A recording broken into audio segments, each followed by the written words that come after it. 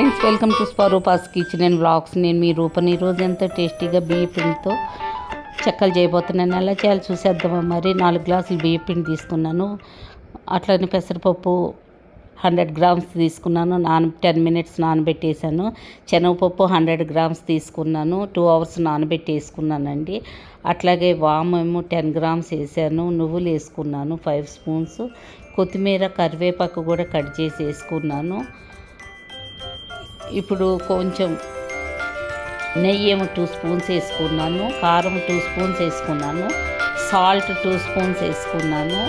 ఇప్పుడు ఒకసారి కలుపుకోవాలి. ఇది కలుపుకున్నాక కొంచెం వాటర్ పోసుకొని జీలకర్ర 1 స్పూన్ వేసుకున్నాను. ఇట్లా కలుపుకోవాలి. కొంచెం కలుపుకున్నాక 1 స్పూన్ జీలకర్ర వేసుకున్నాను. ఈ జీలకర్ర వేసుకున్నాక ఇట్లా ముద్ద చేసుకొని మనం పక్క పెట్టుకొని ఇప్పుడు ప్లేట్ ఒకటి బోర్లు ఇచ్చి దాని మీద పాలిథిన్ కవర్ వేసుకున్నానండి.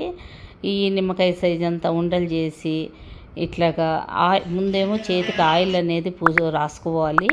అప్లై చేసుకున్నాక చిన్న చిన్న ఉండలు నిమ్మకాయ సైజ్ అంతా ఉండలు చేసి అది ఇట్లా కవరు ఇట్లాగా మలిచేసి ఒక్కొక్కటి ఇట్లాగా ఒత్తుకోవాలి. చూసారుగా చిన్న చిన్నగా అన్నీ ఇలాగనే చేసుకోవాలి.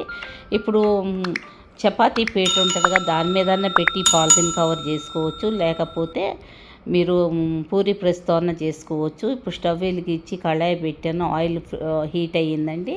ఒక్కొక్కటి ఇట్లా వేసేసుకున్నాను. చూసారు కదా ఫ్రై అయినాయి. ఇప్పుడు టర్న్ చేసుకోవాలి.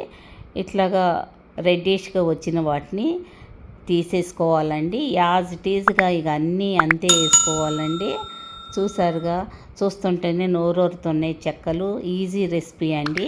Thanks for watching. ఈ వీడియో మీకు నచ్చినట్లయితే లైక్ చేయండి, షేర్ చేయండి, కామెంట్ చేయండి, సబ్స్క్రైబ్ చేయటం మర్చిపోవద్దు.